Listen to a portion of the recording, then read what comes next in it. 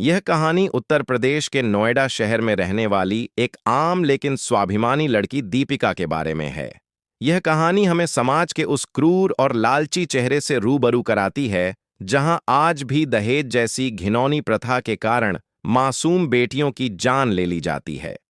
इरा कहानी का मुख्य केंद्र नोएडा का एक रिहायशी इलाका है, जहां दीपिका अपनी शादी के बाद एक नए सुनहरे भविष्य के रापने लेकर आई थी। लेकिन उसे क्या पता था कि जिस घर को वह अपना समझाने जा रही है, वही उसके जीवन का अंतिम पड़ाव बन जाएगा।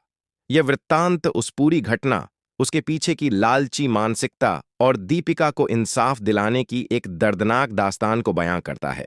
नोएडा की चमचमाती गगनचुंबी इमारतों और आधुनिक जीवन शैली के पीछे एक ऐसा अंधेरा भी छिपा है, जो अवसर, रूढ़िवादी और हिंसक सोच को अपने भीतर दबाए रखता है। दीपिका एक मध्यम वर्गीय परिवार की पढ़ी लिखी, हंसमुख और बेहद शांत स्वभाव की लड़की थी। उसके माता पिता ने अपनी हैसियत से बढ़कर उसकी शिक्षा और परवरिश पर ध्यान दिया था। दीपिका ने कंप्यूटर एप्लीकेशन में स्नातक किया था और वह आत्मनिर्भर बनकर अपने माता पिता का नाम रोशन करना चाहती थी। इसी बीच उसके परिवार के पास नोएडा के एक रसूखदार और व्यवसायी परिवार से शादी का प्रस्ताव आया। लड़के का नाम अमन था, जो नोएडा की एक बड़ी कंपनी में ऊंचे पद पर काम करता था। दीपिका के माता पिता को लगा कि लड़का पढ़ा लिखा है, अच्छे परिवार से है और नोएडा जैसे आधुनिक शहर में रहता है, इसलिए उनकी बेटी वहां बेहद सुरक्षित और खुश रहेंगी। उन्होंने अपनी जमा पूंजी लगाकर धूमधाम से दीपिका और अमन की शादी कर दी। शादी के समय दीपिका के पिता ने अपनी क्षमता के अनुसार उपहार, गहने और नगद पैसे भी दिए, ताकि उनकी बेटी को नए घर में किसी बात की कमी न खले। शादी के शुरुआती कुछ हफ्ते तो बेहद सामान्य और खुशहाल बीते। दीपिका ने नए माहौल और नए परिवार में खुद को ढालने की पूरी कोशिश की। यह सुबह जल्दी उठकर सबके लिए खाना बनाती, सारा ससुर की सेवा करती और अमन का भी पूरा ख्याल रखती थी। लेकिन धीरे धीरे उस घर का माहौल बदलने लगा। अमन और उसके माता पिता के व्यवहार में अचानक रूखापन आने लगा। बात बात पर दीपिका के मायके वालों को ताने दिए जाने लगे कि शादी में जो सामान मिला है, वह उनकी सामाजिक हैसियत के हिसाब से बहुत कम है। सास अक्सर कहती कि उनके बेटे के लिए बड़े बड़े घरानों से रिश्ते जा रहे थे, जहां उन्हें करोड़ों की नकदी और महंगी गाड़ियां मिलतीं। लेकिन जमन के पिता ने सीधे साधे परिवार के चक्कर में जाकर यह शादी पक्की कर दी। दीपिका इन बातों को सुनकर अंदर ही अंदर घुटती रहती थी, लेकिन उसने शुरुआत में अपने माता पिता को कुछ नहीं बताया, क्योंकि वह नहीं चाहती थी कि उसकी वजह से वे परेशान हों। समय बीतने के साथ साथ तानों का यह सिलसिला मानसिक और शारीरिक प्रताड़ना में बदल गया। अमन, जो बाहर से बेहद सभ्य और पढ़ा लिखा दिखता था, घर के अंदर एक क्रूर इंसान बन चुका था। उसने दीपिका पर दबाव बनाना शुरू किया कि यह अपने पिता से कहे कि वे नोएडा में एक नया फ्लैट खरीदने के लिए कम से कम 50 लाख रुपए का इंतजाम करें। जब दीपिका ने यह कहते हुए मना कर दिया कि उसके पिता एक सेवानिवृत्त कर्मचारी हैं और उनके पास अब इतनी बड़ी रकम नहीं है, तो अमन आग बबूला हो गया। उसने दीपिका के साथ मारपीट की और उसे एक कमरे में बंद कर दिया। सास ससुर ने भी अमन का ही साथ दिया और दीपिका को भूखा प्यासा रखकर प्रताड़ित करना शुरू कर दिया।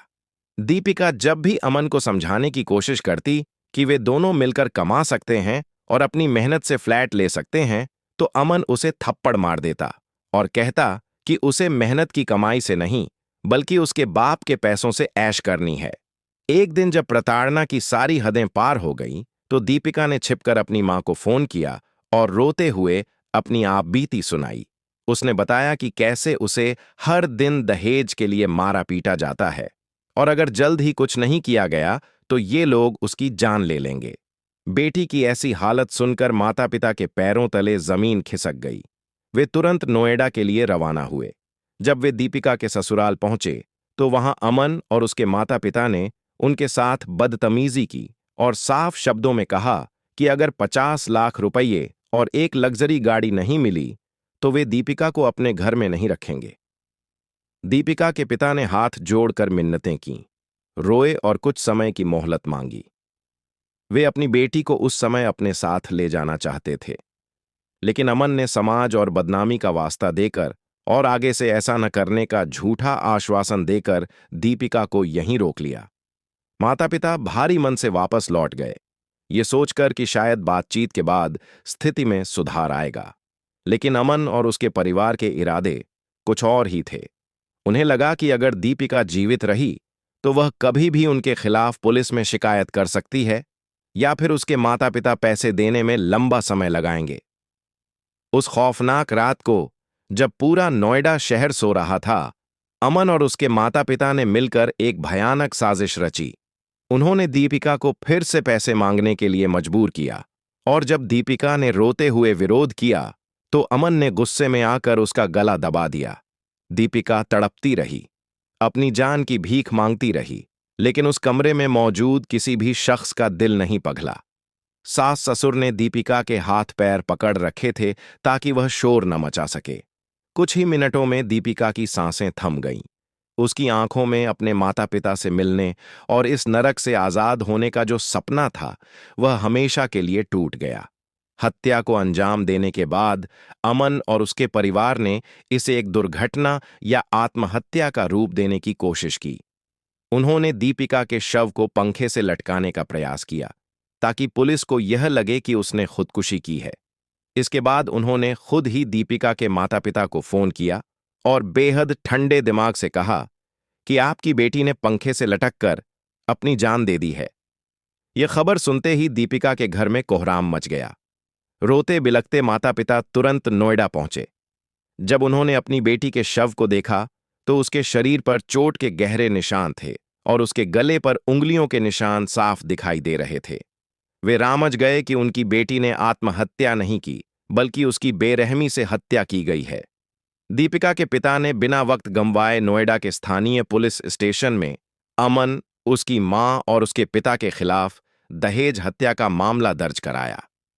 शुरुआत में रसूखदार होने के कारण अमन के परिवार ने पुलिस पर दबाव बनाने की कोशिश की, लेकिन मामले की गंभीरता और मीडिया के हस्तक्षेप के कारण पुलिरा को निष्पक्ष जांच करनी पड़ी। पोस्टमार्टम रिपोर्ट ने साफ कर दिया कि दीपिका की मौत दम घुटने के कारण हुई थी और उसके शरीर पर संघर्ष के निशान थे, जिससे यह साबित हो गया कि यह आत्महत्या नहीं बल्कि एक सोची समझी हत्या थी। पुलिस ने तत्परता दिखाते हुए अमन और उसके माता पिता को गिरफ्तार कर लिया। यह कहानी केवल दीपिका की मौत की दास्तान नहीं है, बल्कि यह हमारे समाज के उस खोखलेपन को दर्शाती है जहां शिक्षा और आधुनिकता भी इंसान के भीतर के लालच और क्रूरता को खत्म नहीं कर पाती। नोएडा जैसे हाईटेक शहर में जहां लोग चांद पर जाने की बातें करते हैं, यहां एक बेटी को चंद रुपयों और गाड़ी के लिए मार दिया जाता है। दीपिका के माता पिता आज भी न्याय की लड़ाई लड़ रहे हैं, इस उम्मीद में कि उनकी बेटी को मारने वालों को कड़ी से कड़ी सजा मिलेगी, ताकि भविष्य में किसी और दीपिका को दहेज की इस वेदी पर अपनी जान न गंवानी पड़े। यह घटना हमें सोचने पर मजबूर करती है कि जब तक समाज से इस लालच की बीमारी को जड़ से उखाड़ नहीं फेंका जाएगा, तब तक हमारी बेटियां कहीं भी सुरक्षित नहीं रह सकेंगी।